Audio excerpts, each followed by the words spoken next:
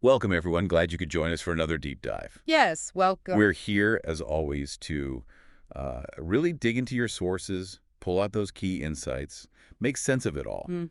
And today, well, we're looking at something really quite special. Ah, Session 54 of the Law of One Material. a very rich session. It really is. Yeah. Our plan is to go through it question by question, really get into the details, offer you the clearest possible understanding, and, positive, insightful take. Sounds good. Let's dive in. Okay, so first question, 54.1. It's about the instrument's condition. Standard procedure, right? Exactly. Just checking in on Carla's well-being before they start. And Ray's response is, well, brief. It is, as previously stated, short and sweet. Just confirms things are stable. Right. Now, 54.2 and 54.3, these get a bit more personal. Yeah. It's about Jim's experience and this message from Angelica. Yes, Angelica. Mhm. And the message was, the key to your survival comes indirect through nervousness. Okay, Angelica. That's one of the spirit guides Ra mentions, isn't it? That's right. Ra talks about two polarized guides, male and female, and a third androgynous one. Angelica is identified here as the female polarized guide. Got it. And this message, indirect through nervousness. It sounds a bit paradoxical. Mm. Rob mentions the law of confusion plays a role here, too. It does. The law of confusion or free will means guidance can't be, completely explicit or interfere too much. But the core idea seems to be Yeah. that a certain unease, this nervousness or maybe angst, it can actually push you Push you how? to seek further, to look for answers, to not just settle. But, and this is important, Ross says the nervousness itself isn't the useful part. Ah, so it's indirect. It's the result of the feeling, the seeking it might trigger. Precisely. It's a potential catalyst for growth, not something valuable in itself. Okay, that makes sense. Let's shift gears a bit. Question 54.4 goes big picture. The logos, energy densities in our solar system. Yes, the questioner puts forward this idea that all light frequencies from the logos create the densities. And that our solar system, its densities, are basically the total experience created by our sun, acting as a logos. And Ra's response. A very clear, this is correct. Foundational stuff, really. It establishes the sun as our local logos, the source of our experiential framework. Everything emanating from that point. It's a powerful concept. It truly is. Now, questions 54.5 and 54.6 dive into the specifics of the 7 colors or frequencies and how individuals activate corresponding bodies. The initial thought from the questioner is about these 7 colors being basic frequencies for a sublogos and individuals activating bodies based on them. But Ra corrects this, right? Something about where sub-sub-logos reside. Yes, this is quite subtle.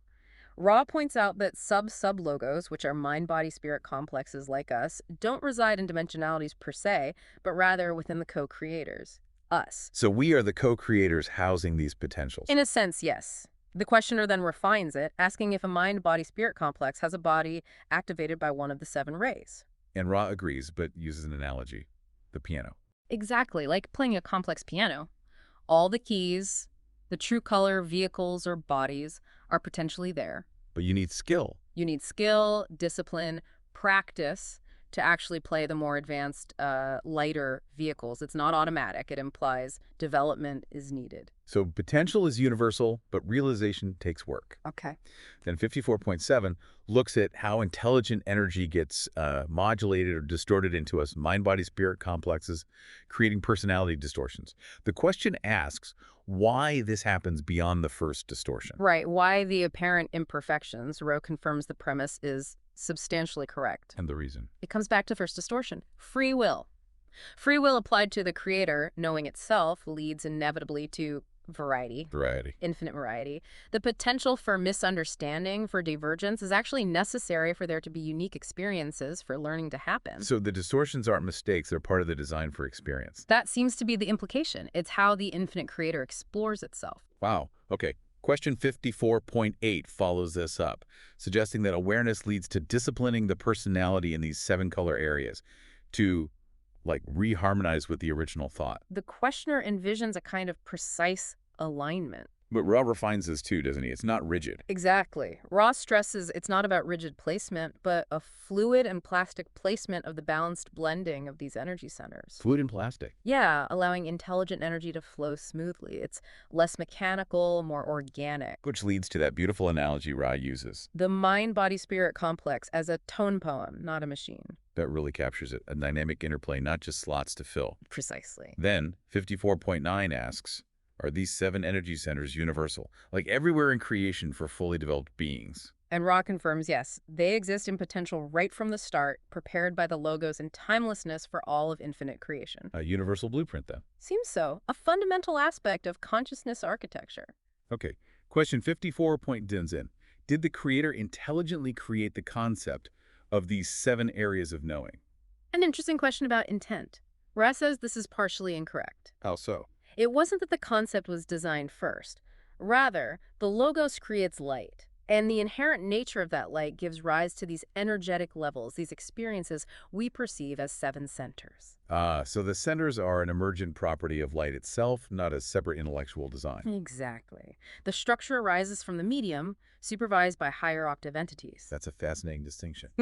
Now, 54.11, back to the individual. Can we block the energy flow in a specific color due to our mental state, our displaced configuration? Ray's answer is a simple, direct yes. So our minds, our beliefs, they can literally create blockages in our energy system. It confirms the power of our internal state, How we think and feel directly impacts energy flow. Which leads right into 54.11. What's the maximum blockage possible? Can you just shut one down completely? And Ra's answer is quite stark. Yes. Nice. There may be a complete blockage in any energy or color or combination. Complete blockage. That's significant. Really underscores the potential for imbalance and the impact of our choices on our energetic health. Yeah, definitely highlights our responsibility. So 54.13 asks if the first distortion, free will, is what allows this blockage.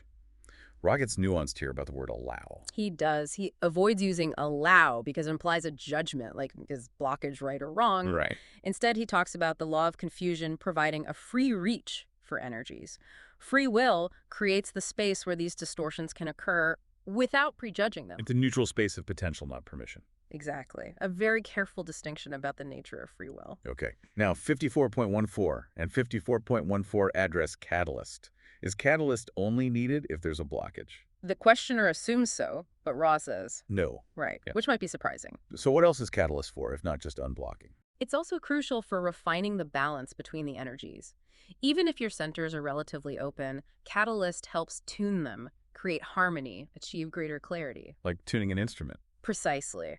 Ra talks about it helping develop the deeper personality or soul identity. It moves you from just functional to, well, harmonized. Which ties into the analogy in 54.1c, the 7-stringed instrument. Yes, it's not just about having working strings, but playing music. Ra agrees with the analogy, saying balanced energies await the hand of the creator to pluck harmony. That's such a beautiful image. So 54.1 asks about where catalyst comes from. Does the sublogos provide the basic stuff initially? Ra gives a partial agreement. Yeah. The sublogos does offer catalysts related to the lower centers, survival instincts, that sort of thing. Okay, the basics. But for the higher centers, wisdom, love, communication, the catalyst comes more from our own responses, our biases, how we react to experience. So the source of catalyst kind of evolves with us. It seems so. We start with the basics provided, then increasingly generate or process catalysts for higher growth through our own choices in consciousness. Advanced entities can eventually program their own entirely. Which brings us to 54.18. Are there people on Earth now who manufacture all their own catalyst? Ross says the number is indeterminate, but those with complete mastery are quite small. So most of us are still working with external catalyst to some degree. Yes, using the experiences life throws at us to work on our imbalances. It shows the path, the level of mastery involved. Right. Then 54.19 shifts to the negative path. How do service-to-self entities program catalyst? What's their goal? Their goal, Ross states, is maximal separation from and control over anything perceived as other. Division and control.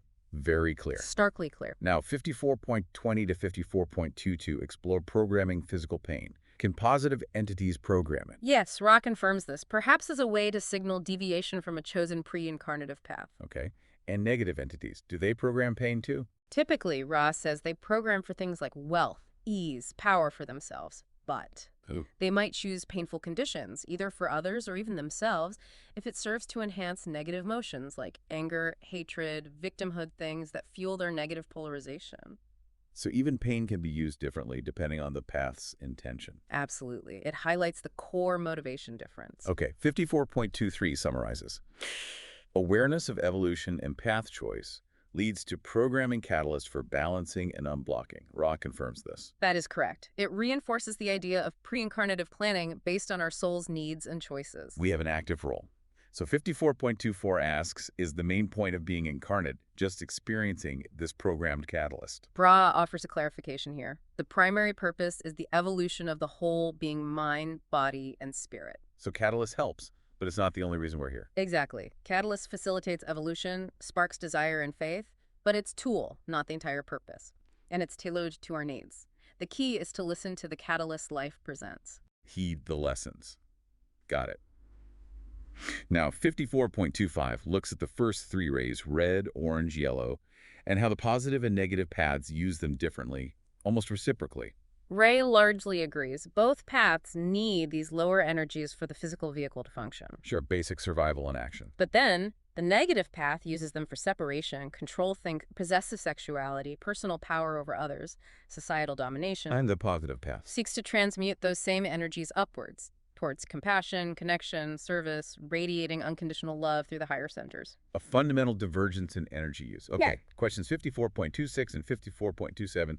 How does energy actually enter the energy centers? Where does it come from? Okay, the origin. Mhm. Free will acting upon love. The nature of the energy. Light. Always light. Always light. And there are two main points of entry. Which are? Our own inner light ray calls it the Polaris of self, and then the universal light stream coming up through the feet, the base of the spine. So internal and external sources connecting? Yes. And that universal light is undifferentiated until we filter it through our energy centers, based on each center's needs and our connection to our inner light. Our state determines how we use the universal energy. Makes sense. And 54.28 asks if catalyst follows this same path. Ross says catalyst and the energy center's requirements are tightly linked. How we experience catalyst depends on our energetic state. And 54.29 refers back to a previous point about energy being drawn upwards. Yes, drawn by the distortions, the needs of the centers, and also by our will, our desire for that inner light connection. Ra asked for a more specific question here. Okay, then 54.30 proposes that total energy comes in through the feet base and gets filtered up red to violet. Ra says this is largely correct, but with the key exception regarding violet. What's the exception? The ingress, the filtering of the undifferentiated light stream, basically ends at indigo. Violet isn't just another filter in line. What is it then? It functions more like a thermometer, an indicator of the total balance and activation level of the whole system. I see, a holistic gauge. Okay. Then 54.31, what about energy radiating out? Does it start with blue, indigo, violet? Real clarifies here. In a fully activated being, most energy actually gets channeled upwards, not immediately radiated out after tuning a lower center. Okay. Outward radiation, the kind that affects the world without needing a direct response, really begins with the blue ray communication inspiration. And green. Green is transitional. You need mastery of energy transfers through green to get clear blue or indigo radiation. And violet radiation. Violet emanation comes through the activated indigo gateway. It's a resource for contacting intelligent infinity.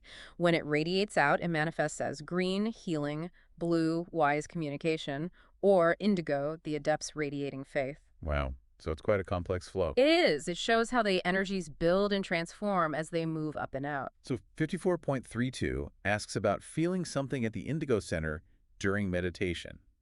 What could that feeling mean? Ra suggests several possibilities. It could be energy coming in to unblock or tune that center. It could be the center resonating with harmonics from other centers, or it could be the activation of the gateway to intelligent infinity itself.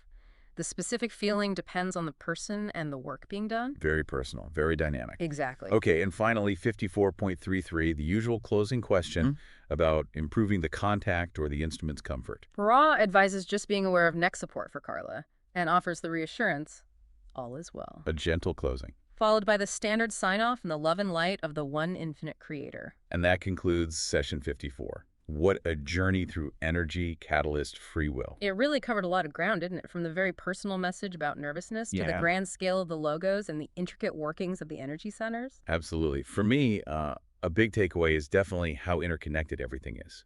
The way catalyst works, the way energy flows, how our choices impact it all. And that idea of balance, not rigidity. The tone poem.